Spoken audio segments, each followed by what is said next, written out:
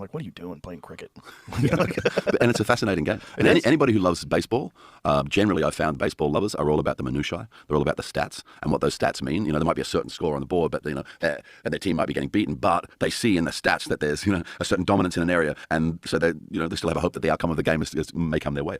And cricket fans are the same as that. So the fact that the two never seem to meet is odd to me. It is because odd. It's the same type of game. Cricket is larger worldwide, right? Mm-hmm. Much larger. Yeah, well, you have India and Pakistan and Sri Lanka and countries like that with huge populations playing the game.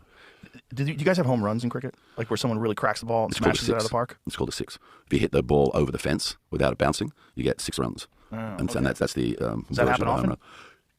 So there's different forms of the game. You have T20, then you have one day. So this is going to be difficult.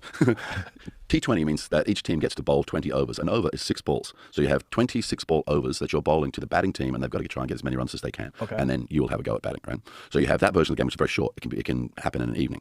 Then you have a one-day game, which maybe starts in the afternoon, finishes by 8 or 9 at night. But then you have the test match. And this is what I grew up with. It's sort of been dialed down a little bit now because they brought in shorter forms of the game. But the test match is between 2 countries, and it's played over 5 days. And the idea is that both teams have to bat and bowl twice, and the result will be whatever it is at the end of 5 days. 5 days? 5 days, man. 5 full days. And they start, and then they have morning tea, and then they have another break, they have lunch, and then they have afternoon tea. And if it's really hot, every now and then somebody will walk out and give them drinks. It's very civilized. My cousin Martin was a great cricket player. He was the captain of New Zealand. My other cousin Jeffrey was also captain of New Zealand. So I kind of grew up in a cricketing family, and it was one of the pathways for me. There was, to potentially play cricket. But when you've got 2 of your cousins who are as good as they were, it's a very crowded room. So how am I going to make any kind of statement here when one of them, Martin, at his peak, he was called by Sports Illustrated, I believe, the Michael Jordan of world cricket. Wow. He was a very dominant player in his day.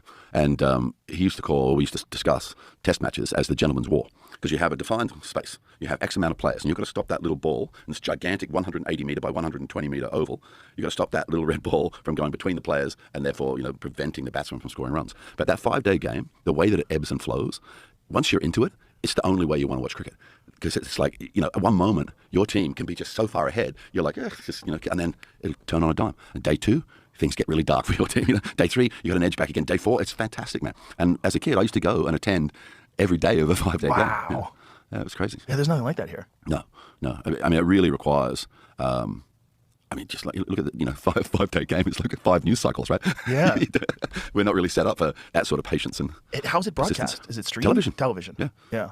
I mean, there's cables and companies and stuff have got involved now, but it used to be national network. And when cricket season was on, I mean, back in the day, people would come from overseas and into Australia in the summer and ask the question: is there anything else on television?